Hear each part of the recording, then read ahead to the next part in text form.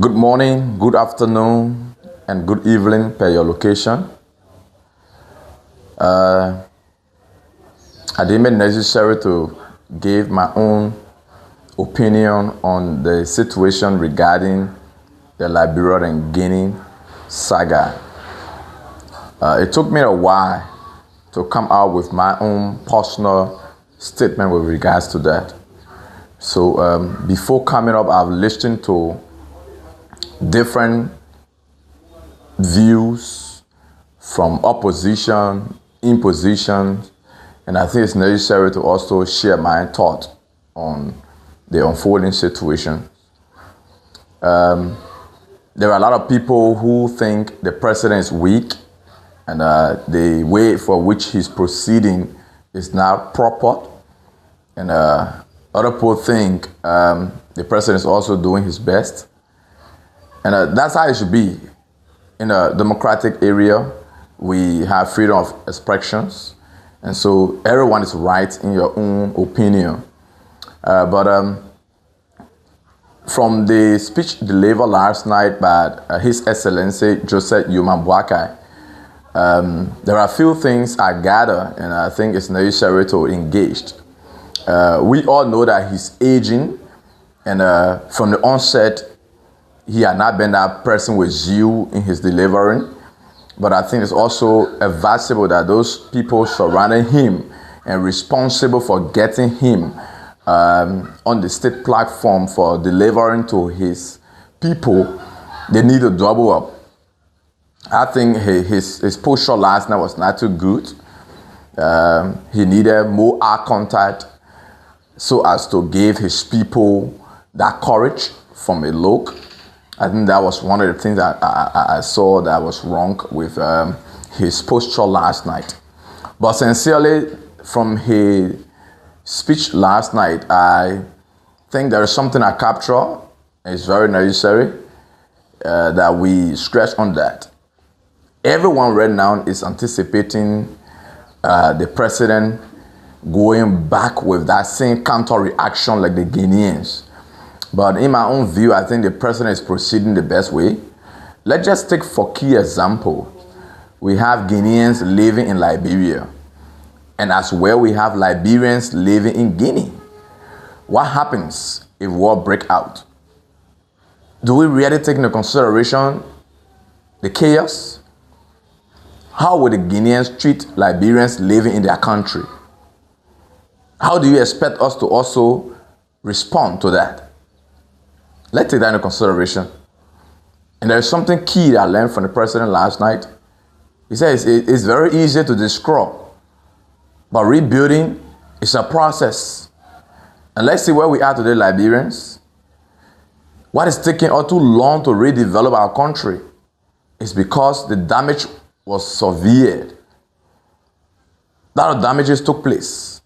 And even up to now, we are not been able to even go 75%. Do we want to go back to zero? And I say no to that. So I think the right way the president can engage this, the right way the security sector is also engaging this, is by being diplomatic. And so I think it's necessary that we citizens just say at peace, keep courage, and give the government the chance to go ahead with their proceedings. And I also want to give this as a caveat to social media platforms and our journalists who are flying stories. You are also the cause of chaos. You are also the reason for which people are flying from one place to another, because there are a lot of fake news, a lot of misinformation that you guys are disseminating that are putting fear in Liberians. You need to stop that. Let the security do their job. When you are reporting, it's good to report the factual story. And there are some of you who are even bringing old stories and making it look like new things. Liberia is not ready to go back to war, and we'll never go back to war. We are ready to develop our country, and that's what we stand for. So if anyone comes with war, we are not opening our arms to them, but we are going to respond to them in a peaceful way. So I think it's necessary that we Liberians join hands and support the president's decision and support the armed forces, support our joint security. That's the only best thing we can do as Liberians. We are not here to fight. Those days are gone. We know a lot of people now want war to come so that they can start looting people's properties again. And that's why most of them want to do. And I like the way the immigration proceeded. They set a blockade. They set a gate, a boundary, so that people cannot go and loot other people's property in the name of securities are doing it, in the name of war. And I support that.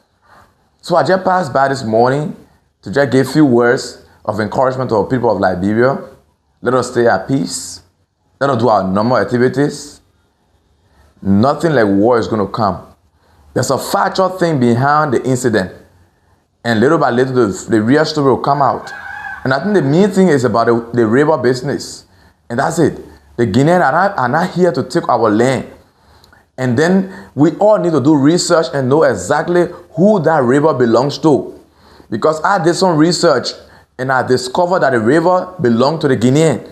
It's not for Liberians. So if in any way that we went there and illegally did some sand mining or illegally did any other mining, then it's wrong. So unless we get the factual story, let us not jump into conclusion. Let us not put fear in our citizens. Let me say bravo to the president. You are proceeding well, and I think you need to double up more. And when you are addressing the state, please do that with you. Please do that with eye contact so that our citizens can get more courage. And I think right now it's not time to stay too much silent. Even though it's good that you do things undercover, but I think it's good that one or two times you come to the airway and just give courage. Liberians just want courage. Just tell them to stay at peace. All is under control. And that's okay for us. But I gave 100% to the proceeding. Thank you, guys.